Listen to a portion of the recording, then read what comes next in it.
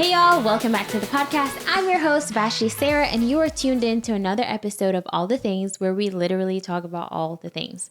So today's episode is a lot more serious. We'll be addressing the issue of sex trafficking. We have an individual that works with Rescue Her that is located in Fort Worth, DFW area, and we'll be addressing all the things when it comes to sex trafficking, how to identify victims, how to identify predators, and the dangers of pornography. So sit back.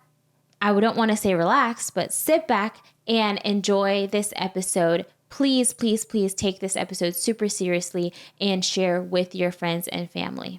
All right, y'all. So today we have a special guest, Elle, who will be speaking on and sharing regarding the organization Rescue Her. Sex trafficking is a big topic, it's a big deal, and I want to emphasize that on the podcast. I know January was an emphasis on sex trafficking. We're in February, but we're going to get it done and we're going to address this issue. So Elle, if you want to just share a little bit about yourself, a little bit about the organization that you work with, and then we'll jump into the different segments that I've prepared for today's episode. Awesome. Yeah, thank you so much for having me. I really appreciate it. So I started at Rescue Her about 2 years ago when I moved to Dallas. And our mission is that we empower survivors of sex trafficking to live in freedom. So we specifically work with adult female survivors in the Dallas-Fort Worth area. And then we partner with some other amazing groups that work with youth and men and boys and all that.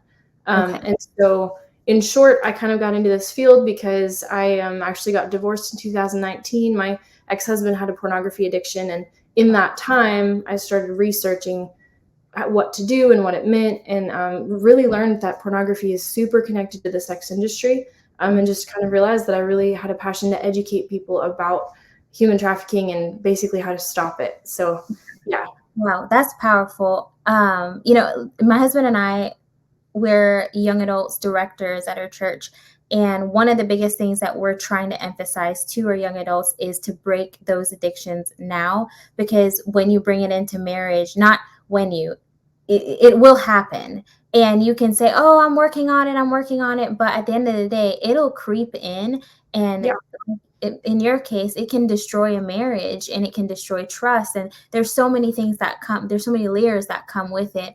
But I didn't realize when it comes to sex trafficking, how much pornography has to do with that, which only makes sense because I was talking to my husband about it, and he mentors several different guys, and I told him, because he was like, how do you get them to see like this is wrong? I was like, well, if they can see that the woman and the man, I don't want to just pin it on the woman, but mainly so the female, if they can view them as a victim and how sinful that is and how awful that is, then maybe that could switch their mindset just a little bit. And then they can get deeper into the layer of how much of a sin it is to be watching porn and be addicted to it. But anyway. Yeah, I think and part of that too is just, it's often viewed as like a victimless crime, watching pornography in your own home or whatever, but it's not, because it's so connected to trafficking. So porn that is made, victims of trafficking are the victims in that. It's so deeply connected that I like that. Yeah, that's a really good point. If we can understand and recognize the repercussions of it, then it's suddenly not just about me and what I prefer to do, but other people are involved. Yeah, absolutely. So can you provide an overview of what exactly sex trafficking is? I mean, that might sound like silly, but for a lot of people, they might think, oh, it's just, someone being sold, and why is it significant to have such a concern globally regarding this? Yeah, that's a great question. So sex trafficking has to do with someone being like recruited, or force, fraud, and coercion are big key terms in there. So they're being used for the purpose of sexual exploitation. And so force, fraud, and coercion are the key terms that we like to talk about, because in order to prosecute a trafficker in the US for an adult victim, you have to prove that she was forced, defrauded, or coerced into it.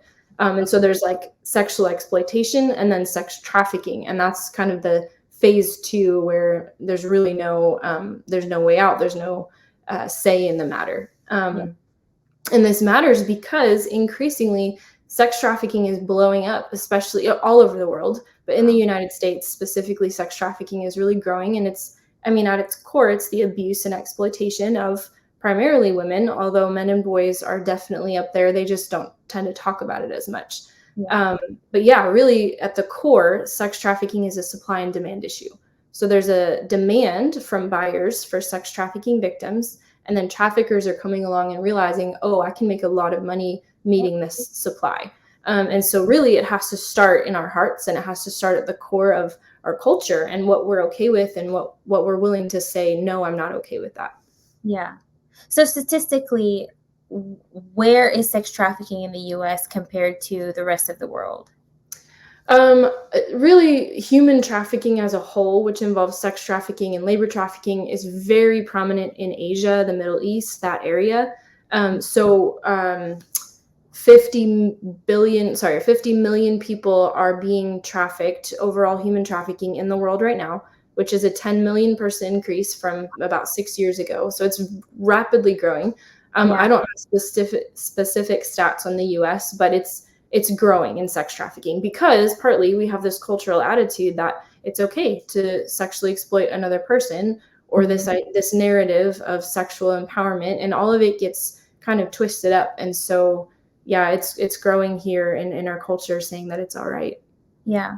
And you said it's supply and demand. So Yes. I know with the pandemic, a lot of people were staying at home, idle minds do idle things. So how has that rate increased, and why has the demand increased besides the pandemic? Why has it increased over the past couple years and y'all have seen a spike?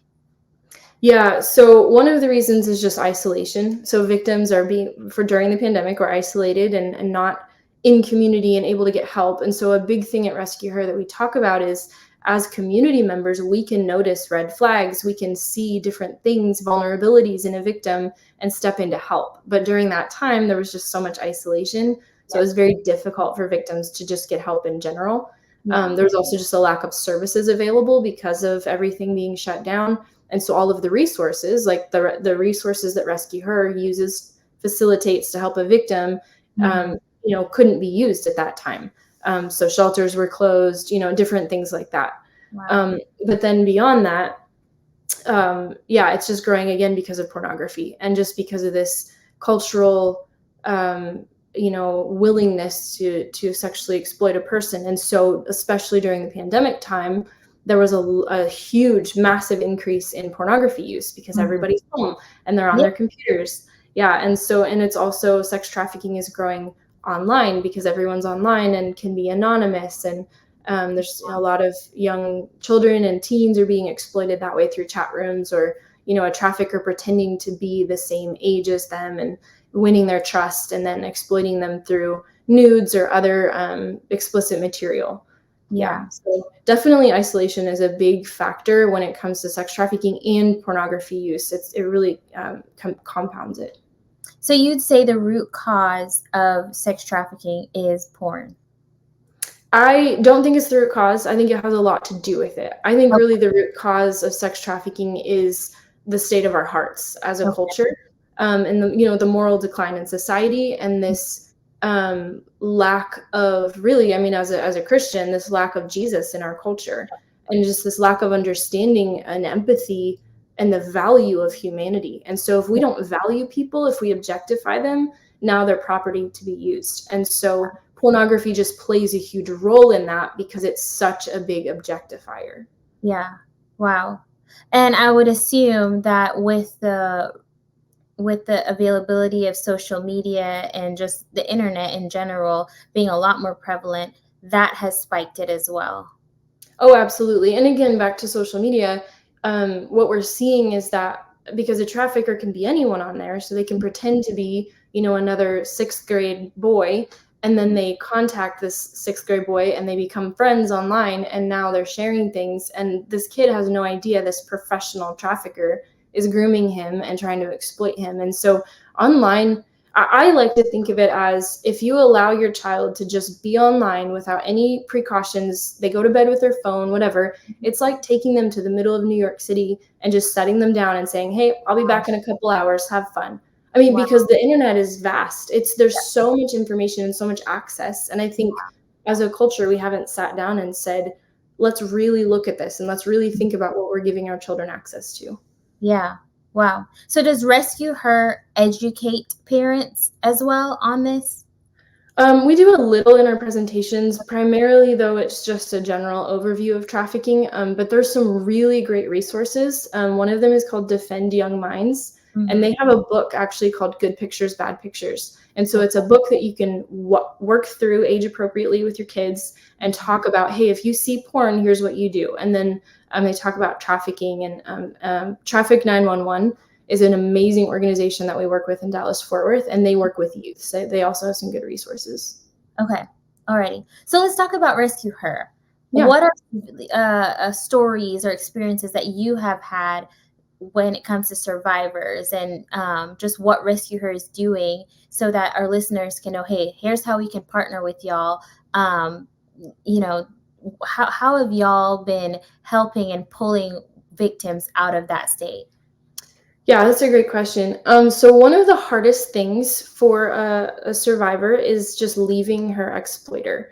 Okay. Part of that is because typically what we see in the US, sex trafficking is really relationship based. And Mm-hmm. so that means it's like a Stockholm syndrome type relationship where this trafficker woos her and grooms her and makes her believe that he loves her and she loves him. And usually she's coming out of a lifestyle of dysfunction, whether it's her parents weren't healthy parents or she's got vulnerabilities of some sort that lead her to trust this trafficker. And so Yeah. now she's in this deep relationship with him.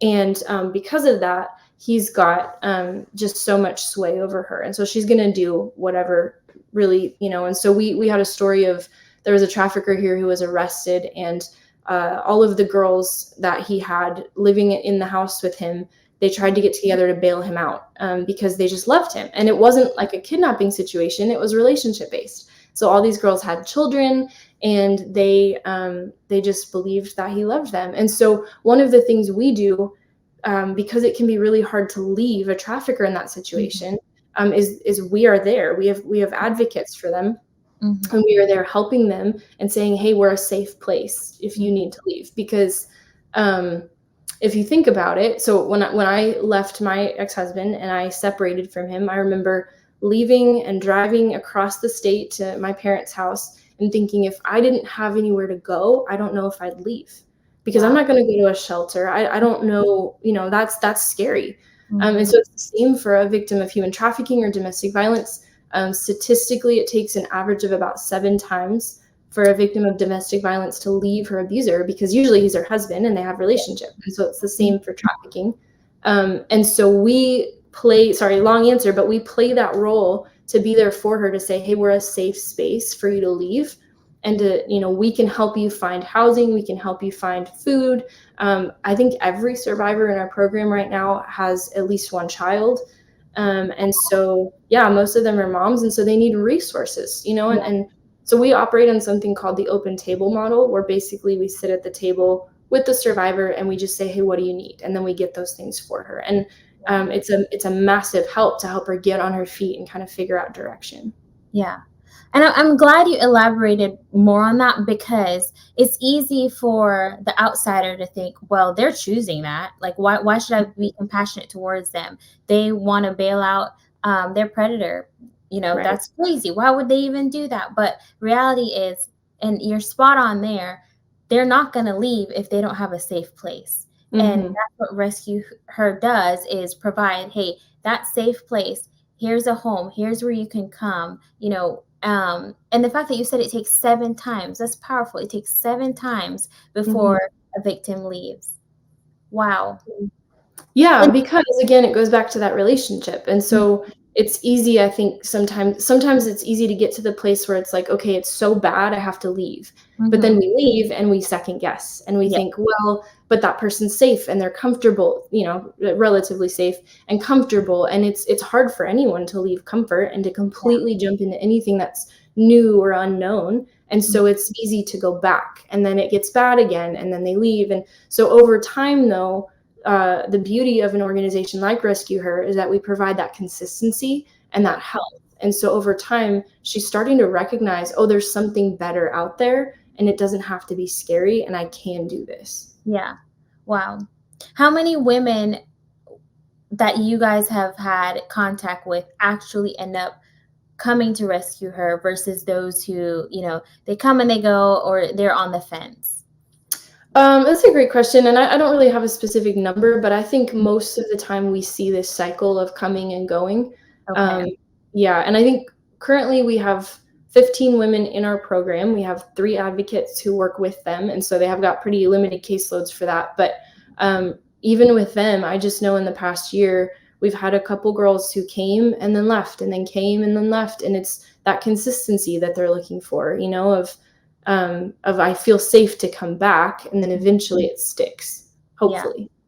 Does it get frustrating seeing them leave and come and I think it helps to understand the cycle, but I think it can be painful for yeah. sure because Mhm. we know that there's so much, better for them, and so to see them go back to that exploitation is hard.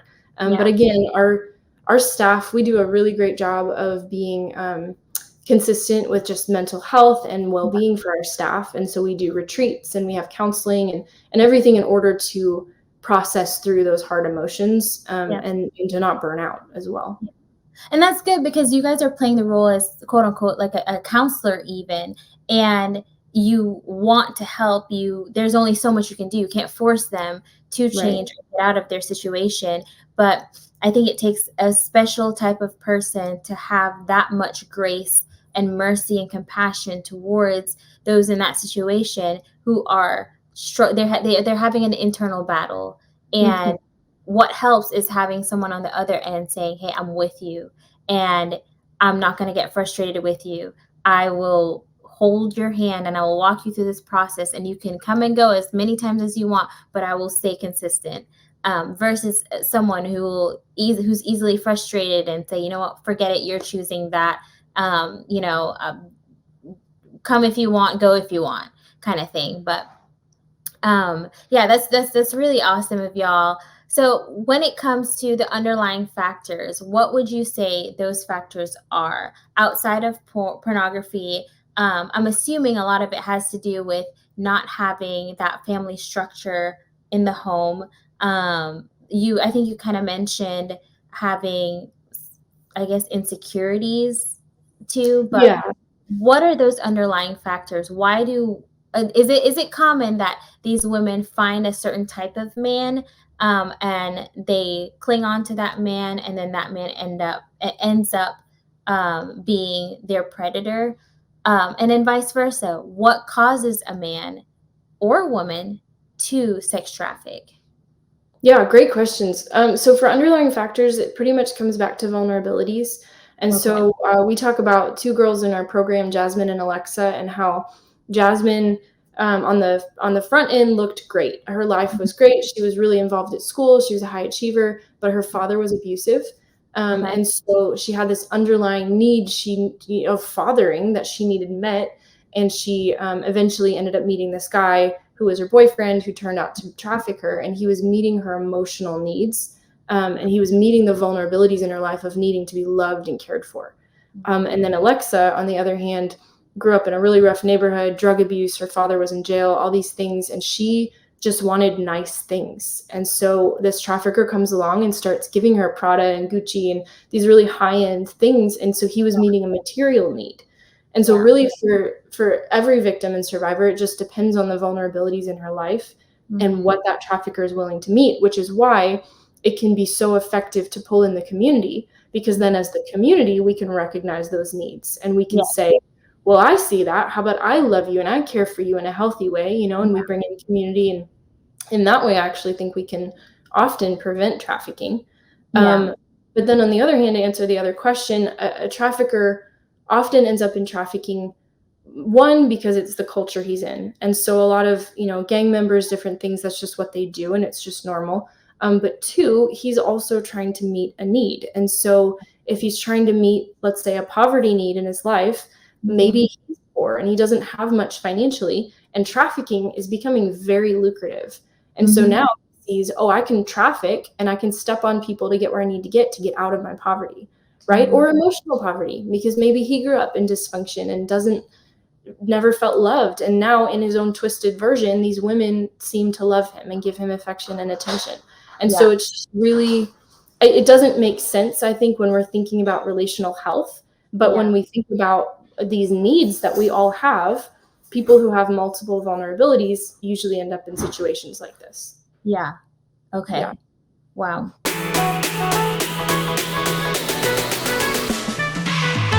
So we're going to take a break in today's episode to talk about our sponsor for today. Our sponsor is Every Life. Every Life Diaper Company is a company my husband and I support. We value them because they are in line with our vision and mission, which is every life is a gift from the Lord. Whether their skin color, their demographic, their background, whatever it is, their life matters. And specifically, baby's life. Every Life is a pro-life company. They are against abortion, and they are huge on advocating for women, for family, and supporting them. So use my code VASHTI10 for 10% off your first order. That is VASHTI10 for 10% off your first order.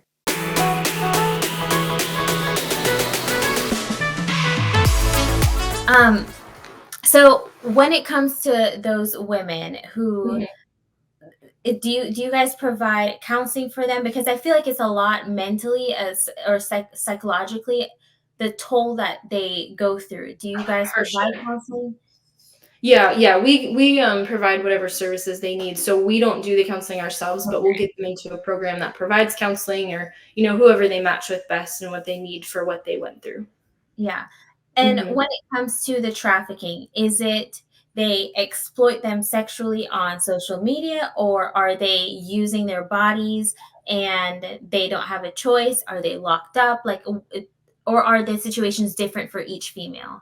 Yeah, great question. I think it depends, but I did want to address the locked up thing. So the FBI stated that I think it was fewer than 350 victims of sex trafficking in the U.S. last year were kidnapped, and so it was like that's it. And as far as sex trafficking victim being like physically forced in the way that our culture seems to think, because it's usually relationship based, and Okay. so yeah, in that case, it's going to be a trafficker just. Yeah, either exploiting her online, selling pictures or pornography to show a buyer what he might get, or she's just meeting a buyer in person, depending on the trafficker's network of how he has that set up. So it really just depends. Okay. But either way, he is going to be getting his money's worth out of her. So he's going to be making a lot of money on her. Typically, it's maybe she has a quota to meet every night, so it's $1,000. So she has to meet as many buyers as will make that kind of money to give to him, or whatever, something like that. So there's always a monetary exchange. Yes, so that's a great question. So part of the definition of sex trafficking has to do with the exchange of goods. So it might not be money, it could be drugs, but there's something exchanged for sex. Hmm.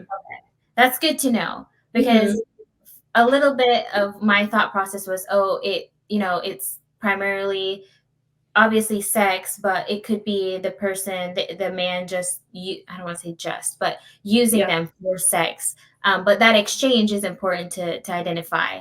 Hmm. Um, so you guys work with law enforcement, correct? Hmm. So how has law enforcement agencies, how are they addressing sex trafficking, and what are the legal challenges they currently face with addressing this issue?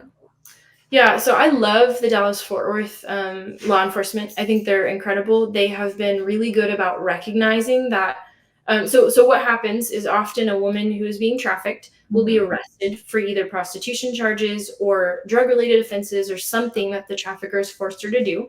And so in the past, I think in general, law enforcement has just seen her as a prostitute Yes. versus a sex trafficking victim. And so now, especially here, law enforcement's doing an amazing job of specifically caring for these women. And so we partner with them so that when they arrest a trafficker, or a girl is arrested for some related offense, then they call us and we come in and we help, sit with her and kind of get to the bottom of what's going on, Right. in a very caring and intentional way. And so, yeah, Homeland Security, we have partnered with here, and they're absolutely amazing to work with.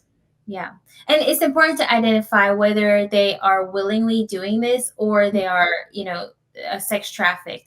And For what are the questions you guys ask to identify the difference between the two, so that she doesn't falsely get accused for being a prostitute? Yeah, that's a great question. I'm not sure, but our advocates who do that sort of thing, they've got a very specific list of Uh-huh. questions. They're always going through training to learn how to do this better, and how to address those things, and they know what to ask, yeah, to get to the bottom of it. And Okay. then actually your second question earlier, um, as for what like legal growth in this area, Yeah. I do know that Texas was one of the first, if not the first, one of the first states to make buying sex a federal offense, which is a really big deal because it's increasing the penalty for purchasing Yeah. sex. Mhm. And so a lot of buyers who normally would be willing to purchase sex, but they don't want to go to jail, that's actually a really big deterrent. So it's not dealing with the hard issue, but it is a big deterrent as far as purchasing and increasing that activity. Okay. Okay. Are there any ways where law enforcement are finding it difficult to stop sex trafficking? Any laws that are in place that makes it difficult to prosecute and get that process, um, done? Yeah, I'm not sure about specific laws, but in conversations with law enforcement, it is very difficult to prosecute a trafficker, Okay. because drug-related offenses, it's pretty cut and dry. This is the drug, Mhm. go to jail. But when it comes to trafficking, again, because it's relationship-based and it involves people, it's not as black and white. And so now you have to get a victim to testify and Yeah.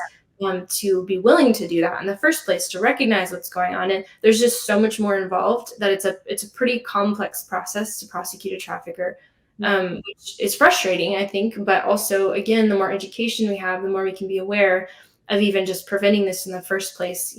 Helps that end as well. Yeah. And I can see how difficult that can be because it boils down to the matter of choice. Yes, Mhm. they're choosing, but also like you said, there's so many underlying factors Right.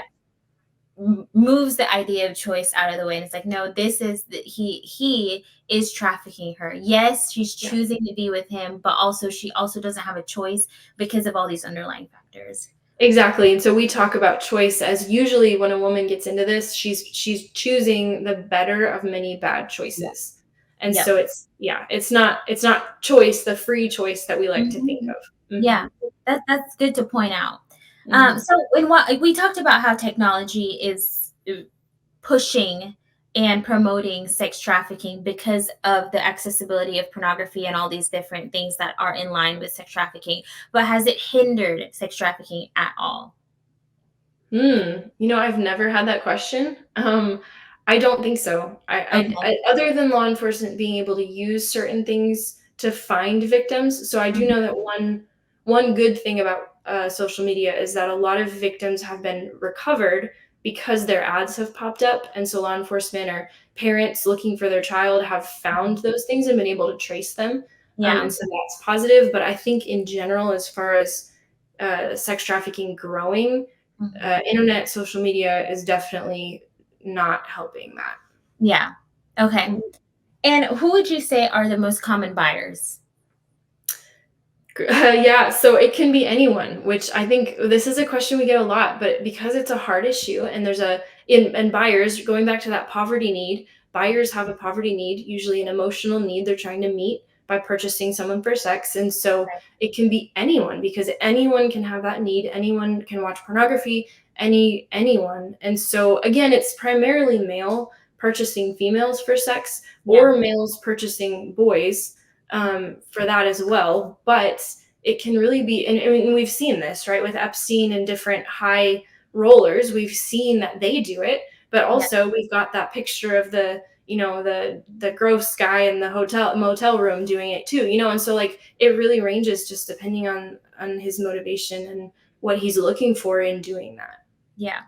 Would you say that the DFW area has been a lot more successful recently in finding those buyers and finding those sex traffickers? Because at least on my end, I feel like in terms of news, I've been Mhm. getting a lot more of these successful stories and, law enforcement just found this youth pastor who was buying pictures and and this school principal. So I feel like I've been getting it a lot more on my newsroom, which is great. Those are great successful stories.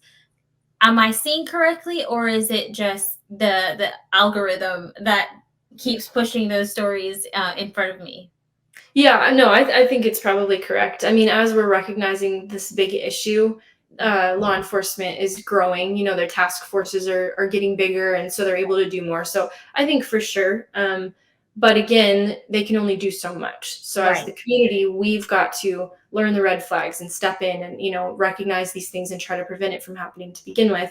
Yeah. Because law enforcement is absolutely overwhelmed. There's so much happening. Yeah. Hmm. So on that, let's talk about the community. How can the community become more involved in helping law enforcement in addressing these issues? How can we, fight against sex trafficking? Yeah. First of all, I think education and awareness is a big key, right? So listening to this podcast and just learning. And there's some really great resources out there for learning. There's a 1 hour video training called I Am on Watch, and it's just like a basics trafficking training. The Polaris Project, the National Human Trafficking Hotline. All of these are really great basics resources that just give a lot of information. And then I think learning the red flags of trafficking. So, if I see a victim, how do I know they're a victim? Well, it's because of this, and this, and just learning what that looks like, and then stepping in. And so, this question always makes me think about this girl in my life who just needed a lot of love and didn't have her parents. She was living with her grandmother, and so I just stepped in and was just spending time with her, and we'd go to the movies and we'd hang out, and it was so evident to me that she had so many vulnerabilities in her life. And so it's that easy to me of either a trafficker steps in and meets that, Mhm. or I can step in and meet that, right? And so hanging out with her, spending time with her, being a safe place for her to talk to and vent to, and so I think for all of us, it's that easy. It doesn't have to be complicated to just be there for the people in our lives and say, who do I see that maybe needs some extra love and attention, and might have some extra things in their life that would make them susceptible to a trafficker. And so learning even that it's relationship based is a big deal, because a lot of us don't know that, right? It's Mhm. everything in the media is about kidnapping, and that really is not the case Yeah. here, at least in the United States. And so I think, yeah, just starting like that and then getting educated and learning what trafficking actually looks like.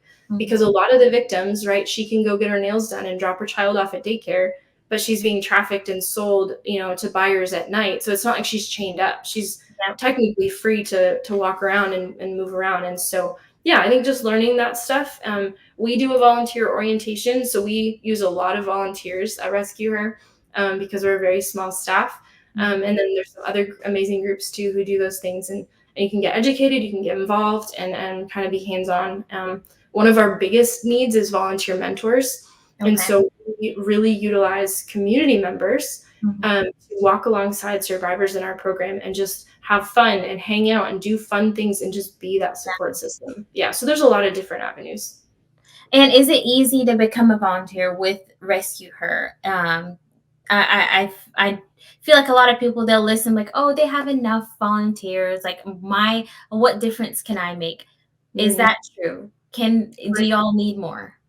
Great question. Yes, we're always looking for volunteers, especially volunteer mentors, because really we can only have as many people in our program as we have mentors for, Right. because of how our program works. And so we're always looking for that. We always need volunteers. A lot of the things we do, we have like a celebrations team. So when a survivor has a birthday, we decorate, we have a party, and volunteers can help with that. We have a safety team. So a way that we really involve men is during our weekly support group. We've got men patrolling the area, just making sure everything's safe. I mean, there's so many ways to get involved. Yeah. So we would love for just rescueher.org.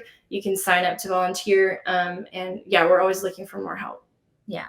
And you mentioned the men are, protecting and making sure everything is okay. Is it because y'all have had instances where the sex trafficker comes at the organization and wants to pull the girl back, or is it just preventative in general?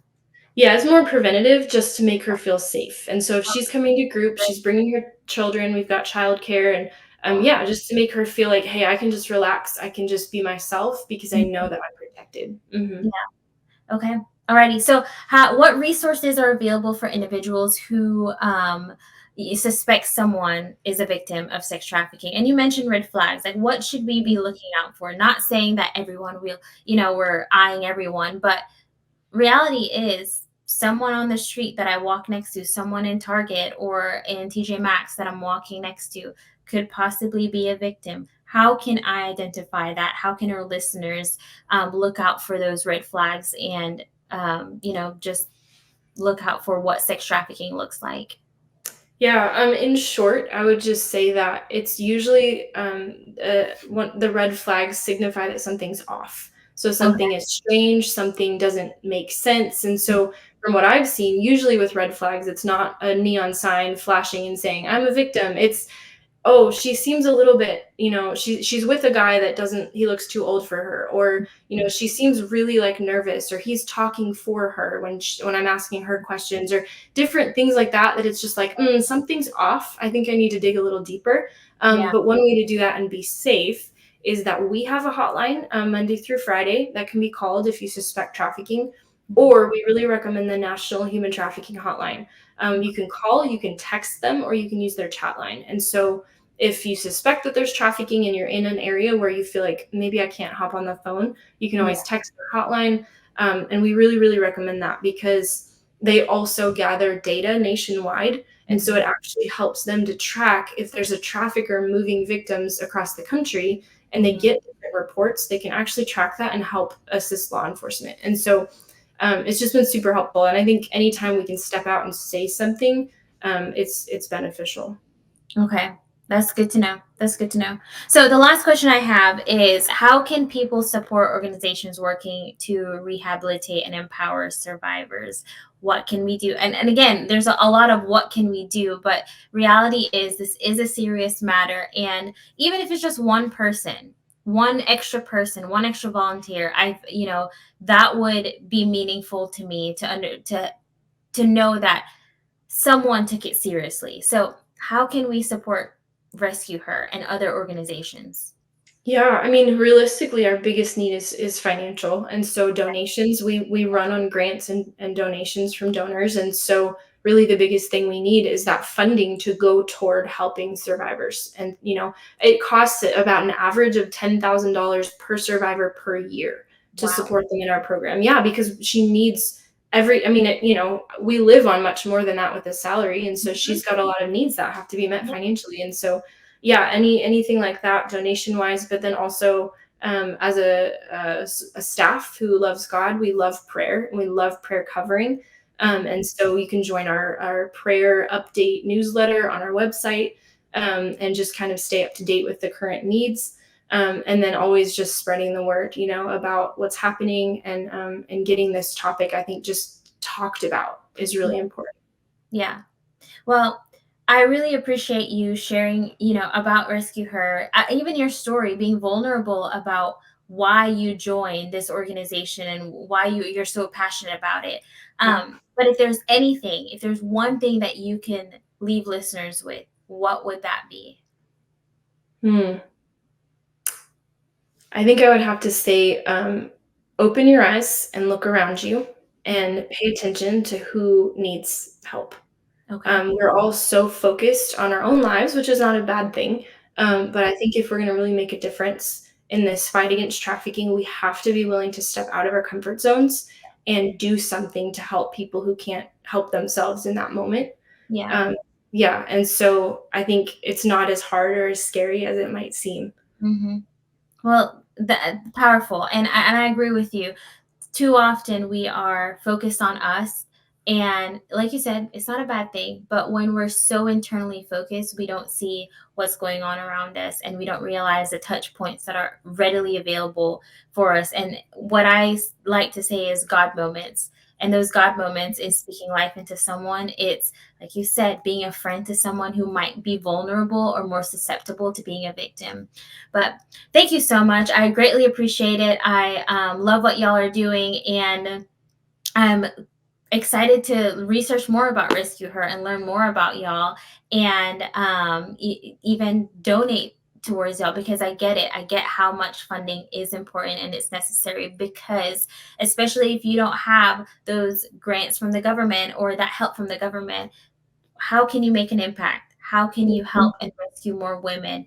And the reality is, it boils down to us as givers, to invest and view it as a part of the mission field. I know we like to invest in missionaries across the U.S., which, my husband and I support missionaries, but this is mission work right here, right in our backyard. But Yes. thank you so Yeah. much. I greatly appreciate it. And maybe we can have you guys again on sometime, to talk a little bit more in depth on your successful stories, and even maybe a victim, or a survivor, sorry, sharing her story and her journey with y'all. But again, Yeah, greatly. we would love that. Yeah, thank you so much.